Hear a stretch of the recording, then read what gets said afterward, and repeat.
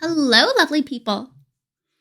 And thank you so much for a whole year of support, Lurky Duck. I really appreciate it. Because I'm going to have a sign that says this soon, but this programming is made possible by contributions from viewers like you. Thank you. This is my full-time job, and I love doing it, and I love being able to spend this time with y'all. So, for those who are able to donate, thank you. I really, really, really appreciate it. Also, I cut my hair. Look, it's short. Short. Goes down substantially less long. Yeah,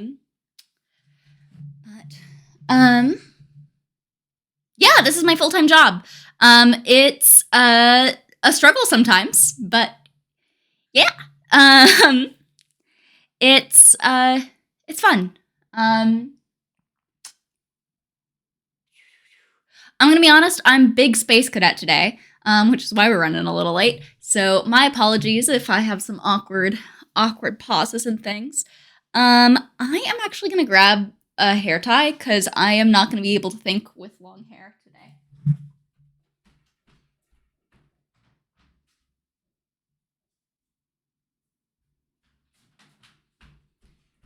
I don't know if that's a thing that y'all experience, those of you who have long hair. I get so, overstimulated by having my hair down sometimes. It's just, it keeps touching me, and I can't, put it out of my brain. I'm like Violet Beauregard. If I have to do, serious thinking, we gotta put up the hair. Baudelaire, not Beauregard. Violet Baudelaire. Fictional character after my own heart when I was a young child. Hair won't currently grow as long as yours. Yeah. I can't stand having hair that's long enough to, poke the back of my neck.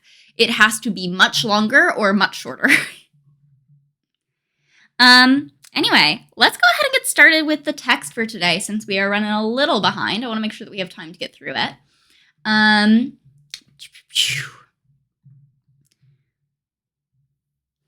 What an unfortunate event.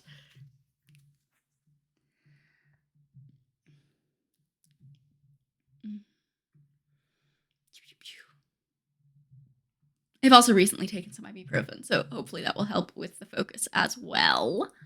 Oh, that is not what I meant to select, but look, pretty graphic. Woo, thinks I'm doing. And this is what I was actually looking for. You know, I try to pull up the article, and every single time I'm trying to do this read along, it decides that it really wants to show you instead of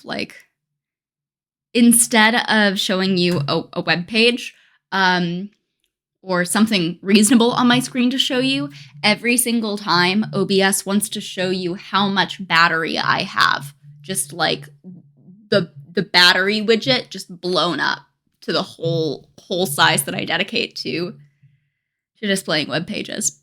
No idea why it wants that. Anyway, today's reading is called is a blog post titled "A Big Little Idea Called Legibility." I have just clicked on an image and I don't know how I did that. Okay.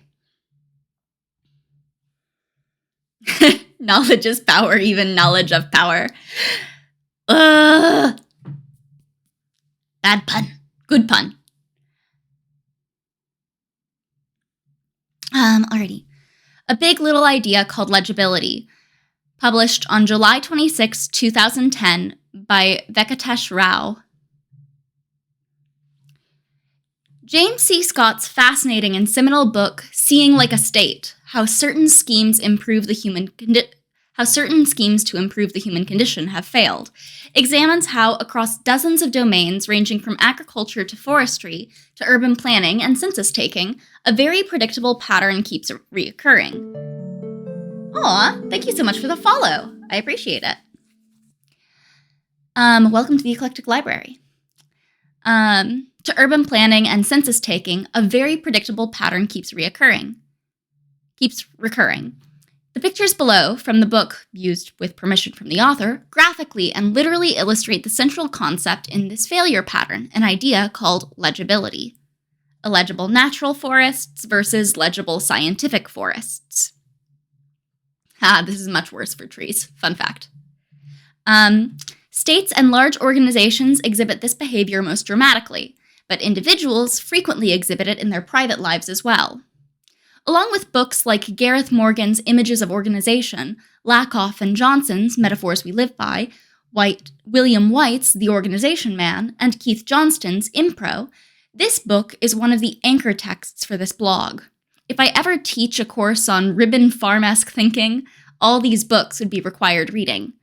Continuing my series on complex and dense books that I cite often but are too difficult to review or summarize, here is a quick introduction to the main idea. Next section. The authoritarian high modernist recipe for failure.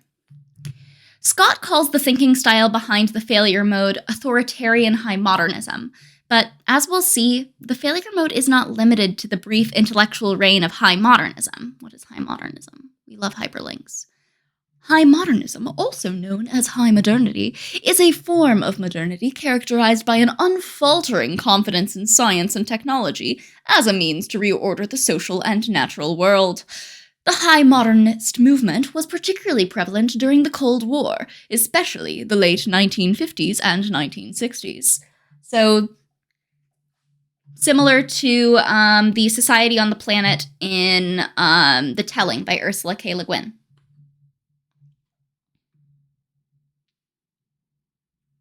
Tech utopianism is basically digital high modernism. Got it. Speaking of tech, did y'all see that Google did another round of layoffs?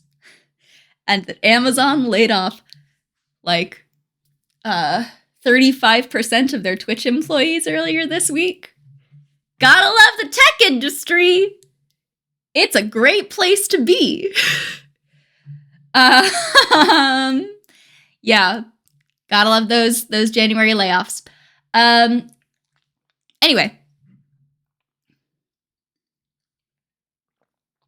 Yes, they laid off and shut down their Korean branch. That is true.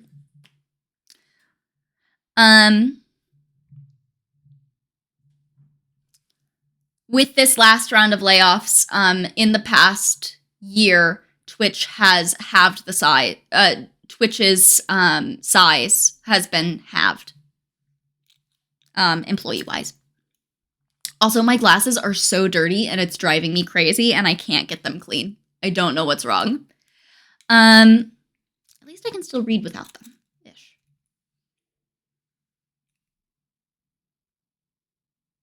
Do the companies realize that extreme layoffs for what they offer the public make what they offer the public far less efficient? That's an excellent question that I could go on a long vent about answering. When it gets bad enough, you use hot water and soap. Yeah, I planned to clean my glasses really thoroughly before stream today, and that did not happen. I did run them through. This sounds so stupid. I have a really hard time washing my glasses because I am intense about it, and if there is anything left on my glasses, it freaks me out.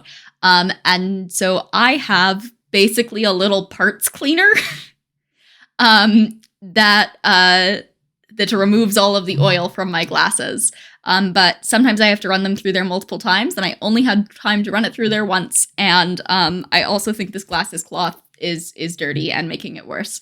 But yeah, I have a little parts cleaner for my glasses. It's great. I love it. I highly recommend it. Here is the recipe. Look at a complex and confusing reality, such as the social dynamics of an old city. Fail to understand all the subtleties of how the complex reality works. Attribute that failure to the irrationality of what you're looking at, rather than your own limitations. Come up with an idealized blank slate vision of what reality ought to look like. Argue that the relative simplicity and platonic orderliness of the vision represents rationality. Use authoritarian power to impose that vision by demolishing the old reality if necessary. Watch your rational utopia fail horribly. The big mistake in this pattern of failure is projecting your subjective lack of comprehension onto the object you are looking at as irrationality. We make this mistake because we are tempted by a desire for legibility. Next section, legibility and control. Central to Scott's thesis is the idea of legibility. He explains how he stumbled across the idea while researching efforts by nation-states to settle or sedentarize nomads, pastoralites, slur here, the Roma, and other peoples living in non-stream lives. The more I examined these efforts at sedentarianism, the more I came to see them as the state's attempt to make a society legible, to arrange the population in ways that simplified the classic state functions of taxation, conscription, and prevention of rebellion. Having begun to think in these terms, I began to see legibility as a central problem in statescraft. The pre-modern state was, in many crucial respects, particularly blind.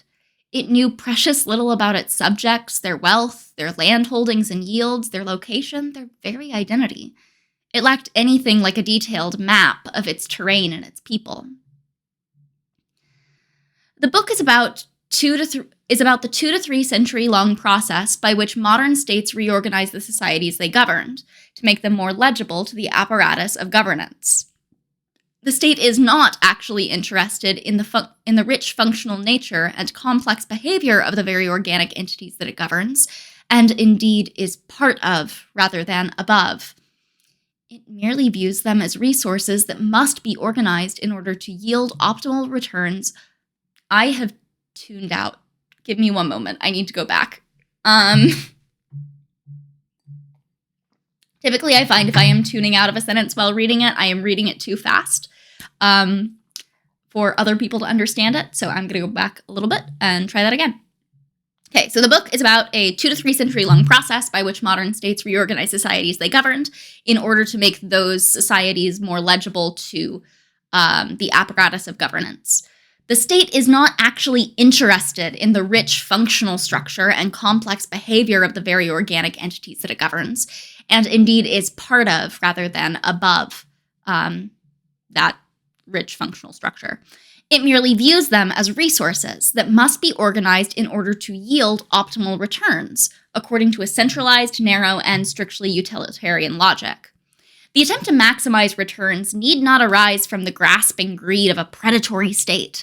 In fact, the dynamic is most often driven by a genuine desire to improve the lot of the people on the part of the governments with popular left-of-center mandate. Hence the subtitle.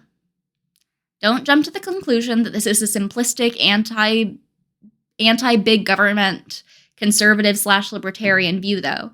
This failure mode is ideology neutral, since it arises from a flawed pattern of reasoning rather than values. So what is the subtitle of the book?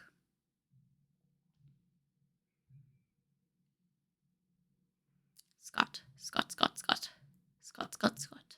Here we go. How certain schemes to improve the human condition have failed.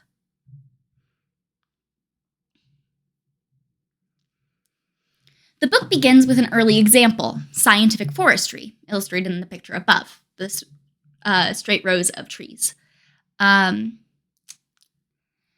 The early modern state, Germany in this case, was only interested in maximizing tax revenues from forestry. This meant that the acreage, yield, and market value of a forest had to be measured, and only these obviously relevant variables were comprehended by the statist mental model. Traditional wild and unruly forests were literally illegible to the state surveyor's eyes, and this gave birth to scientific forestry. The gradual transformation of forests, with rich diversity of species growing wildly and randomly, into orderly stands of the highest yielding varieties. The resulting catastrophes, better recognized these days as the problems of monoculture, were inevitable. I'm also going to do a quick note here. So, as a person who has been involved in forestry, I'm not a forestry professional. I am just someone who my family owns a plot of farmland that they grew a bunch of trees on. And in pine tree farming, you grow all of your trees in rows like this because it makes the trees shoot up really, really high, really, really fast. However, because these trees are grown very quickly to be able to be harvested within a certain time frame, typically 10 to 12 years, depending on what you're harvesting them for, sometimes shorter if you're aiming for just selling it for paper. In which case, you're probably harvesting them every 2-ish, 3-ish years. Those trees have much, much thinner layers, which makes them less structurally sound. So there are a lot of carpenters, particularly high-end carpenters, who will only use use wood from what are called volunteer trees, so trees that have grown naturally over time and then get removed, because the physical structure of those trees is more sound. The trees grew in a healthier way, and so the wood is stronger. And also generally prettier.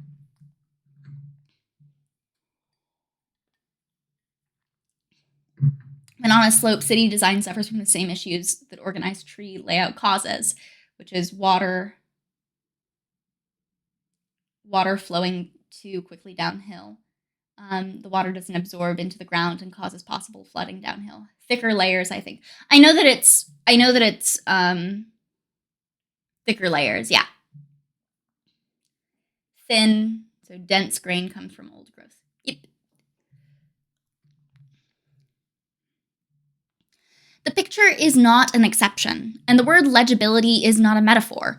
The actual visual/textual sense of the word, as in readability, is what is meant. The book is full of thought-provoking pictures like this.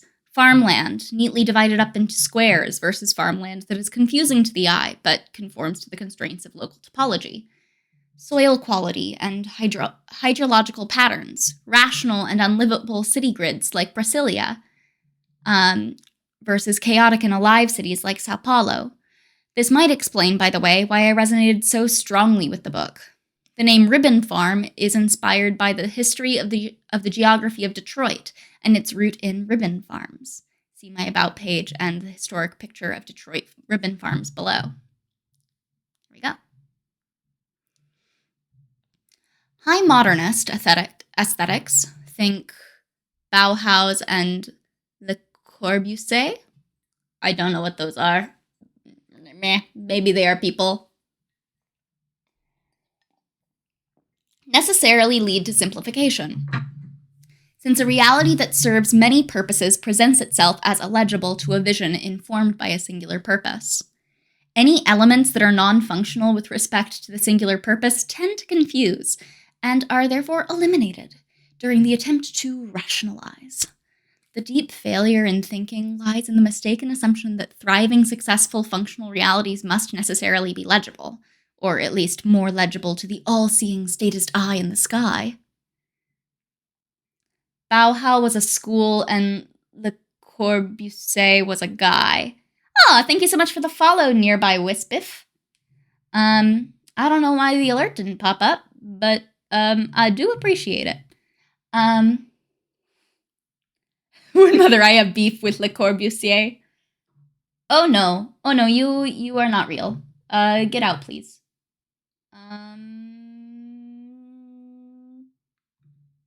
Farewell. It happens.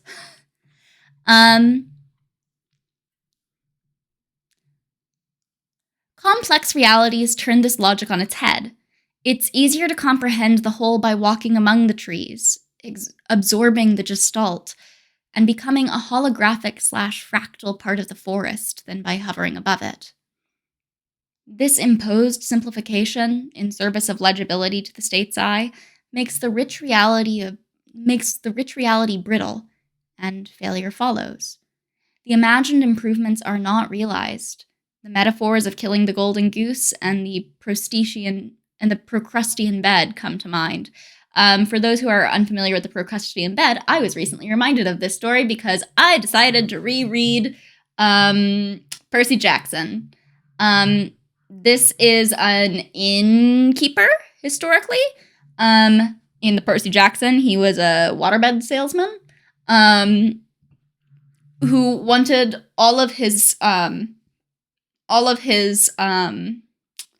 clients to perfectly fit the beds. So if they were too short for the bed, he would stretch them. And if they were too long for the bed, he would cut off either their head or their feet, whichever was sticking off the end.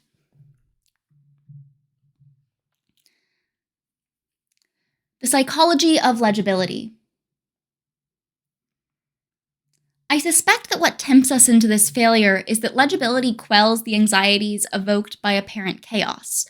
There is more than mere stupidity at work.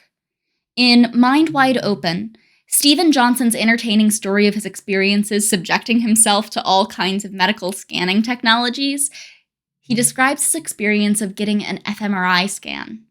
Johnson tells the researcher that maybe they should start by examining his brain's baseline reaction to meaningless stimuli.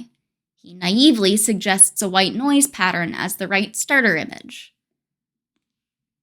The researcher patiently informs him that subjects' brains tend to go crazy when white noise, high Shannon entropy pattern is presented. The brain goes nuts trying to find order in the chaos.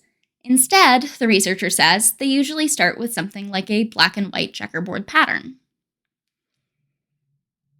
If my conjecture is correct, then the high modernist failure through legibility seeking formula is a large-scale effect of the rationalization of the fear of apparent chaos. Techie aside, complex realities look like Shannon white noise, but in terms of deeper structure, their Kolmogorov-Chaitin complexity is low relative to their Shannon entropy. They are like pseudo-random numbers, or pi, rather than real random numbers. I wrote a 2-part series on this long ago that I meant to continue but never did. I'm gonna read this sometime. That sounds so cool. Anyway.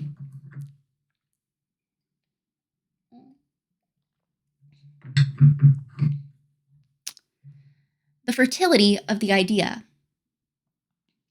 The idea may seem simple, though it is surprisingly hard to find words to express it succinctly, but it is an extraordinarily fertile one and helps explain all sorts of things. One of my favorite unexpected examples from the book is the rationalization of people names in the Philippines under Spanish rule. I won't spoil it for you. Read the book. In general, any aspect of a complex folkway, in the sense of David Hackett Fisher's Albion Seed, can be made a victim of the high modernist authoritarian failure formula. The process doesn't always lead to unmitigated disaster. In some of the more redeeming examples, there is merely a shift in a balance of power between more global and more local interests. For example, we owe to this high modernist formula the creation of a systematic global scheme for measuring time, with sensible time zones. The bewilderingly illegible geography of time in the 18th century, while it served a lot of local purposes very well, and much better than even the best atomic clocks of today, would have made modern global infrastructure, ranging from the railroads, which was the original driver for the temporal discipline in the United States, To airlines and the internet, impossible. I agree. Time zones are not sensible. They're very political and very difficult to implement effectively in software. But they do have some benefits. You can now coordinate with people who live in Europe, who you are able to communicate with basically instantaneously, which is pretty cool.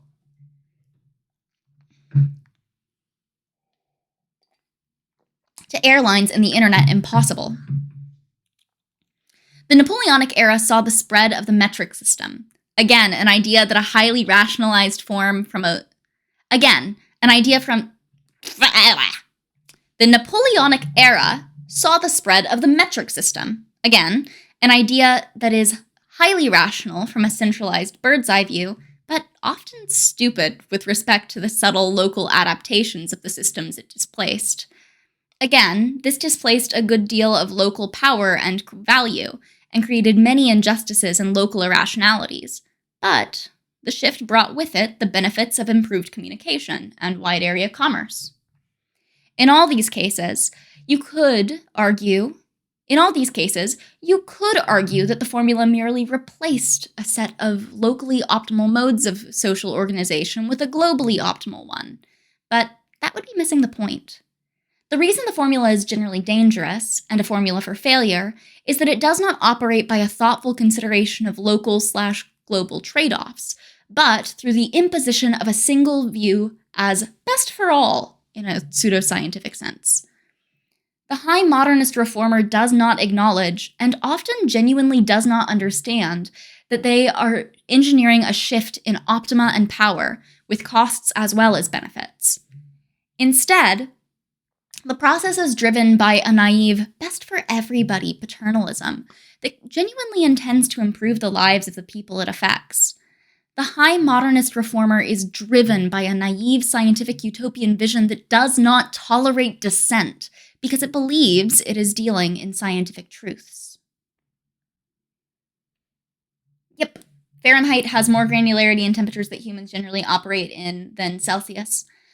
That is my understanding as well. It is also part of why I have never been able to fully make a switch to Celsius, even at points in time where I tried to. The difference between 25 Celsius and 28 Celsius, very big.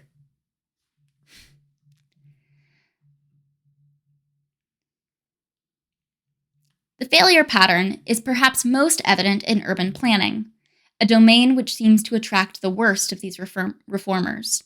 A generation of planners, inspired by the crazed visions of Le Corbusier, created unlivable urban infrastructure around the world, from Brasilia to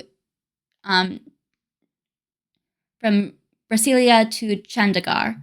These cities ended up with deserted, empty centers populated only by the government workers forced to live there in misery. There is even a condition known as Brazilitis, apparently, with slums and shanty towns emerging on the periphery of the planned center, ad hoc, bottom-up, rehumanizing damage control, as it were. The book summarizes a very elegant critique of this approach to urban planning, and the true richness of what it displaces due to Jane Jacobs. Next section, applying the idea. Going beyond the book's own examples, the ideas shed a whole new light on other stories and ideas. 2 examples from my own reading should suffice. The first is a book I read several years back by Nicholas Dirks, Castes of Mind, Colonialism and the Making of Modern India, which made the argument, originally proposed by the Orientalist Bernard Cohn, that caste, in the sense of the highly rigid and oppressive four-varna scheme, was the result of the British failing to understand a complex social reality and imposing on it their own simplistic understanding of it. The British Raj is sometimes called the anthropological state, due to the obsessive care it took to document, codify, and reimpose as a simplified, rigidified Procrustean prescription the social structure of pre-colonial India. The argument of the book, obviously one that appeals to Indians, we like to blame the British or Islam when we can, is that the original reality was a complex, functional social scheme, which the British turned into a rigid and oppressive machine by attempting to make it legible and governable. While I still don't know whether the argument is justified, and whether the caste system before the British was as benevolent as the most ardent champions of this view make it out to be, the point here is that if it is true, Scott's failure model would describe it perfectly. The second example is Gibbon's Decline and Fall of the Roman Empire, which I am slowly reading right now. I think it is going to be my personal Mount Everest. I expect to summit in 2013. It's 2010 when he wrote this. Halfway through 2010. Perhaps no other civilization, either in antiquity or today, was so fond of legible and governable social realities. I haven't yet made up my mind, but reading the history through the lens of Scott's ideas, I think there's a strong case to be made that the fall of the Roman Empire was a large-scale instance of the legibility failure pattern. Like the British 1700 years later, the Romans did try to understand the illegible societies they encountered, but their failure in this effort ultimately led to the fall of the empire.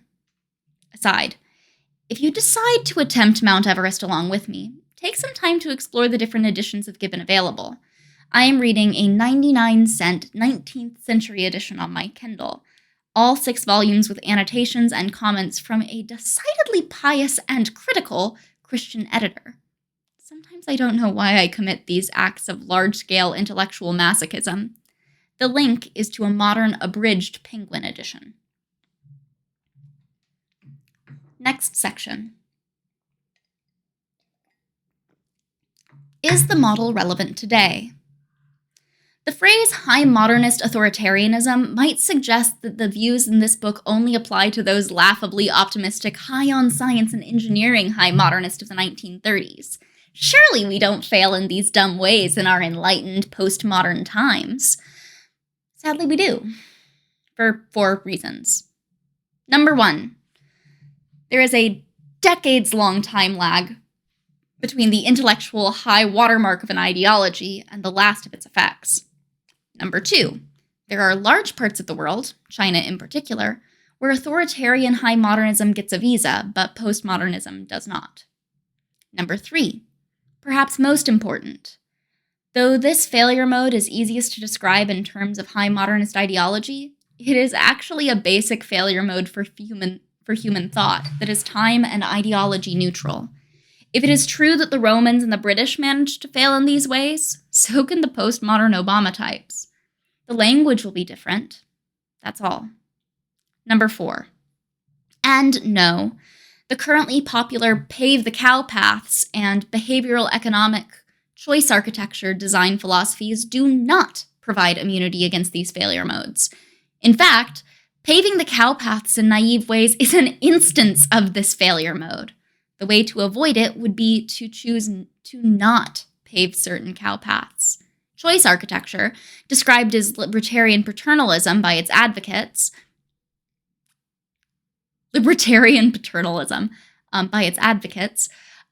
seems to merely dress up authoritarian high modernism with a thin coat of caution and empirical experimentation.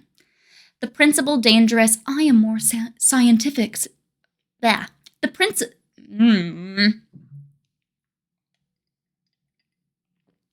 The basic and dangerous, I am more scientific/rational than thou, paternalism, is still the central dogma. Another techie aside. For the technologists among you, a quick and very crude calibration point should help. We are talking about the big brother of waterfall planning here. Yep. The psychology is very similar to the urge to throw legacy software away. In fact, Joel Spolsky's post on the subject Things You Should Never Do, Part 1, reads like a narrower version of Scott's arguments. But Scott's model is much deeper, more robust, more subtly argued, and more broadly applicable. I haven't yet thought it through, but I don't think lean/agile software development can actually mitigate this failure mode any more than choice architecture can mitigate it in public policy. So, do yourself a favor and read the book. Even if it takes you months to get through, you will elevate your thinking about big questions.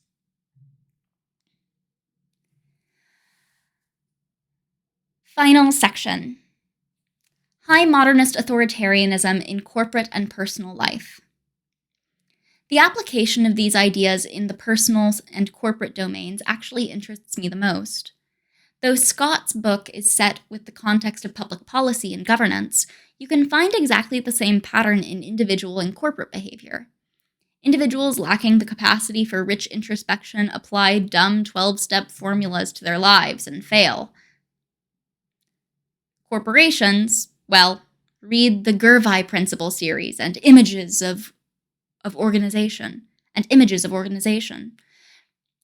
As a point of historical interest, Scott notes that the Soviet planning model, responsible for many spectacular legibility failures, was derived from corporate Taylorist precedents, which Lenin initially criticized, but later modified and embraced. A final postscript.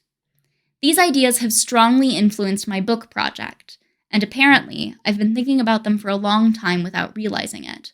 A very early post on this blog, I think only a handful of you were around when I posted it, on the Harry Potter series and its relation to my own work in robotics, contains some of these ideas.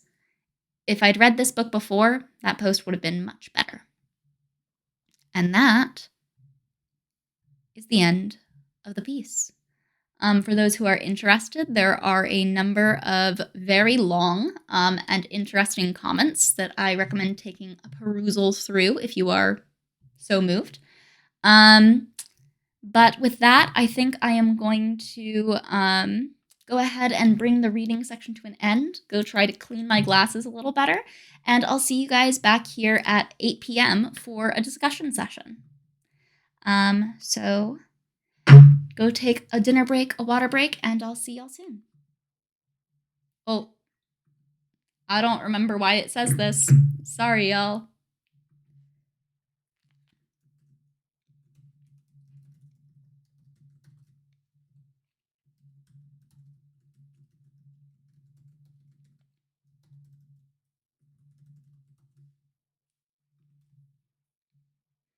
Regexes are hard. I think I was having a bad day. Anyway, farewell.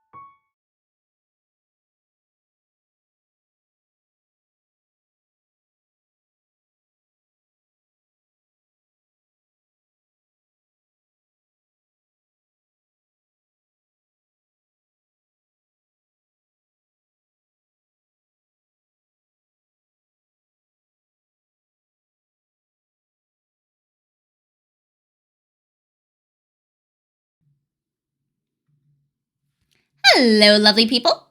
We are back for the discussion portion of Primordium. We are going to be talking about the blog post, A Big Little Idea Called Legibility.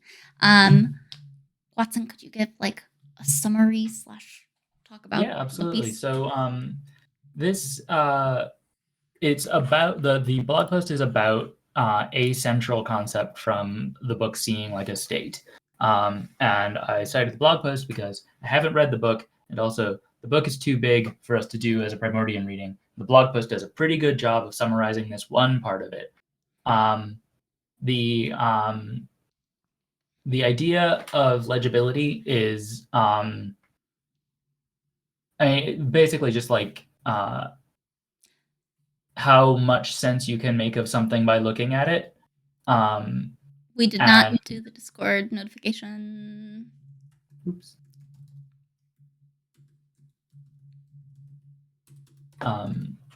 Should I just keep going? Yeah, go for it.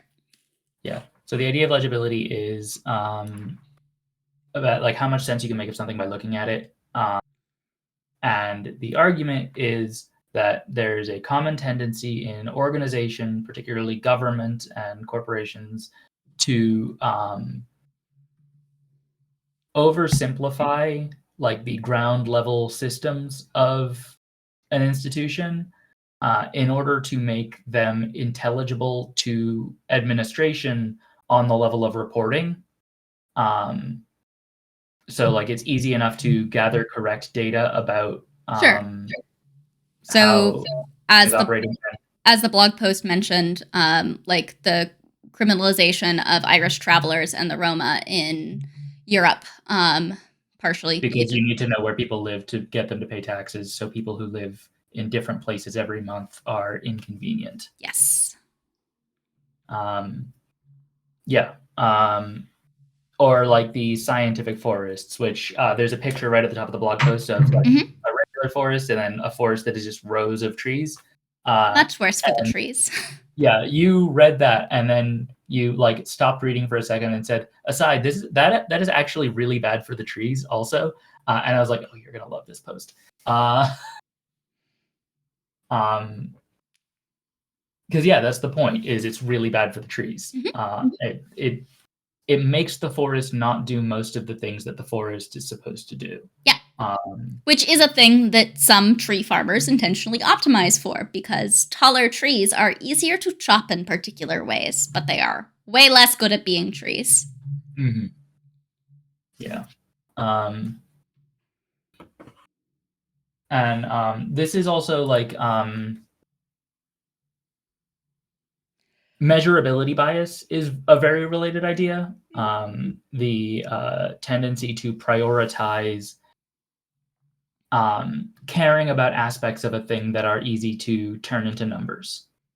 Yes, I run into that, particularly when I was making the switch to doing this full time at the beginning of last year. I remember running into that quite hard because I wanted to have like ways to tell myself that I was doing a better job, that I was like making progress, and having like concrete goals is definitely helpful as you are developing your own business. But also, I picked all of the things that were easy to turn into numbers or were already numbers, which just had the result of stressing me out and also like sucking the life and joy out of things and making my work worse. Yeah, and you also run into Goodhart's law problem. When a measure becomes a target, it ceases to be a good measure. Yep. If you have like 8 things that are easy to measure about your business, and like they are generally indicative of the overall health of your business, if you start trying to maximize those numbers, you are like what you will inevitably do is maximize the disconnect between those numbers and the things that would otherwise have been driving those numbers. Which is how you get things like people making the very stupid decision to buy followers on platforms. Because number go up means my platform is succeeding, right? No, because the reason that the high number means your platform is succeeding is because there are people there. Yeah, if you have a ton of followers and no one's watching any of your videos, Doesn't matter. Mm.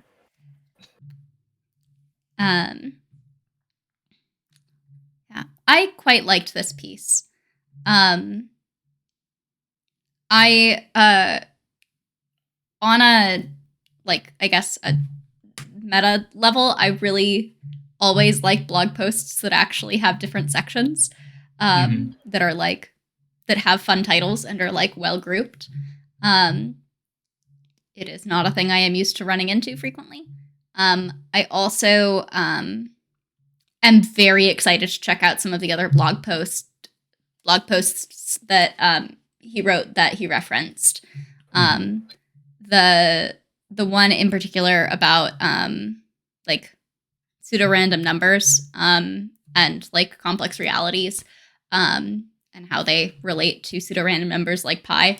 I'm very, very excited to read this piece because I rarely run into people who talk about that, and it's fun and cool. Mm-hmm. Yeah.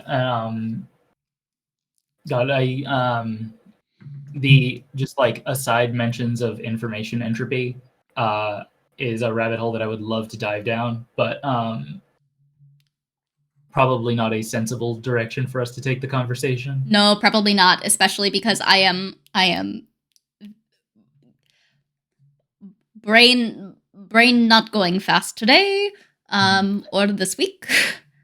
But and it has been a hot minute since I've talked about entropy and randomization.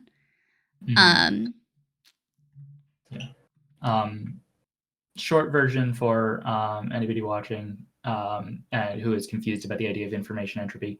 In the context of information theory, the word entropy refers to discrete units of information. Like the reason that white noise is high entropy is that to accurately represent that specific image of white noise, you would need to put in every single bit. There is no way to compress it. The counterpoint to that is that, like, at a certain point, maximum entropy becomes essentially zero entropy because any given image of white noise is fundamentally comparable to every other image of white noise. It was called entropy because a researcher, I think the researcher that was named in the article, I'll find it. Entropy or something. Shannon White Noise. Yeah, Shannon White Noise. Shannon is the researcher who coined the term entropy in the context of information science, and it was because he was talking to a friend of his who and trying to figure out what to call this idea, and the friend said, "Call it entropy. Nobody knows what that means anyway." Excellent. Great reason to pick a word that already has a meaning. Awful. There is a relationship between information entropy and thermal or thermodynamic entropy. Like those are not like the like in the same way that like maximum entropy is equivalent to no entropy in information. Like all white noise is fundamentally similar. A medium level of entropy is necessary to carry information that is meaningful to people. A medium level of entropy in thermodynamics is also necessary for complex systems like people to exist. So like it is only through a dynamic mix of entropy and order that you can get anything that would fall in the category, and anything that would fall in any category that humans would describe as meaningful. This is a jump, but to a totally different thing. But thinking about the thank you so much for the follow, and thank you for 19 months of support. Again, this is my full-time job. It is wonderful that people like you support and make this programming possible. Very sweet. Jump that I was jumping to was the commons and like cultivated forestry spaces, and also just wild forestry spaces as resources for food. I mean, they were somewhat cultivated. So I guess this is actually maybe not as good of a clear example, but the exchange of like the commons instead for like small allotments, resulting in an overall like reduction in people's ability to feed themselves off of land, was brought to mind by the fertility of an idea section, where they were talking about various changes like time and etc. Yeah, and I think it also sort of brings up the thing that he talks about as like the in the best case scenario outcomes for some of these entropy situations. For it, footage, you said, I bought a new kind of apple today and thought of you, Watson. Aw, what kind? In the best case scenario, a lot of the times what is happening is like there is a loss of utility for local situations in exchange for an increase in utility in global situations. But the problem is the people imposing these changes are not thinking of it as negotiating a trade-off in potential value between local and global optima. They are assuming that by making things more legible on the global level, it will make things more things legible on the local level. Yeah. Because they think that they have just the correct answers. And this actually sort of like loops back to what I've been talking about on TikTok for like the whole first week of the month, moral relativism. Because the idea of scientific rationality in things like state planning is a moral absolutist position. And it is like high modernism is a moral stance, and it is the kind of moral stance that tries to present its morals as not morals, as being just like facts. It demonstrates the problem with viewing your values as facts, because and if you want to read an entire fictional book about this, try The Telling by Ursula K. Le Guin. It is very thoroughly about this. But yeah, like the idea that it is good to extract more taxes from the citizens it is not a logical stance. It is a moral stance. And you can tell because you have to use the word value when you describe it. And like I know that we're used to using that word in economics, and we like to pretend that when we use it in economics, it's not moral. The word value means I care about this morally. Yes. And that is not just like that is a meaning of the word. That's what it means in economics. Yep. Yeah, it's one of my favorite things to say about economics. Is fun thing about economics. We made it up. We decided to care about it. Woo! And on that note, if you are interested in talking more about how things are affected by what we choose to value, and about forcing order upon things, often to the detriment of those things, and many other topics, please start making your way over to the Discord, because we are about to start the participatory part of the reading group, which means that this live stream is about to end. Because we want our members to feel safe exploring ideas and being intellectually vulnerable, and that is a difficult thing to do with an audience. So if you are watching on Twitch, get ready to come over to the Discord. If you are watching on Discord, soon we are going to give you permission to use your camera and mic. And if you are not a member of Primordium, but would like to become one, and come participate in the discussion, you can get an invitation to the Discord server by backing any of the creators present here on Discord, on Patreon. God damn it. Sorry. You can join Primordium by backing any of the creators involved on Patreon, or by subscribing to the Eclectic Library, that's this channel right here, on Twitch. Once you're there, introduce yourself. That is how you get the role that lets you turn your mic and camera on. But before we do all of that, we're going to go over our rules, our community norms, and our expectations for the space. Farewell, four-eyed foodie. Enjoy the rest of your night. And for the behavioral guidelines, I'm going to pass it off to TX. Yep. I'm going to read those in just a second. First, I want to respond to Dash. Dash said economics is a soft science that likes to pretend it isn't. It's a humanities. We pretend with pretend numbers.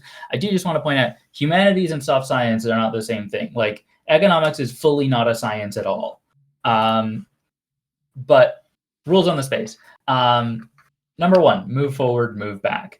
Remember that people have different communication styles, and it's hard to have conversations over the internet sometimes, so be accommodating and try to let people have the space that they need to get their ideas across.